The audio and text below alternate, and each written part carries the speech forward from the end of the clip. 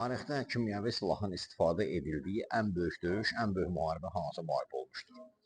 Ümumiyyətlə, kimyəvi silahdan ilk dəfə 1915-ci ilin 22 aprelində Belçikanın İpir şəhəri yaxınlığında almanlar istifadə etmişdilər.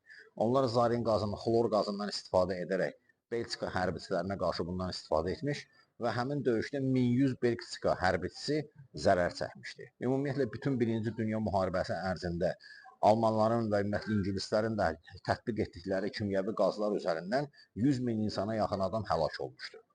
Lakin kimyəvi maddələrdən istifadə olunan ən böyük döyüş də İtaliya və Efiopiya müharibəsi idi. 1935-36-cı illərdə baş verən bu müharibədə İtalyanlar Efioplara qarşı iprit və zarin qazından istifadə etmiş və bir istifadədə 100 min insan həlak olmuşdur. Bundan başqa isə neçə milyon insan da bundan zərər çəkmiş və bunlara təcili tibbi yardım göstərilməsi də gecikmişdir. Çünki Efiopiya ordusu ümumiyyətlə kimyəvi silahlara qarşı heç bir təhlükəsizlik tədbirini görə bilməmişdi və nəticədə bu qədər itkiyə səbəb olmuşdur.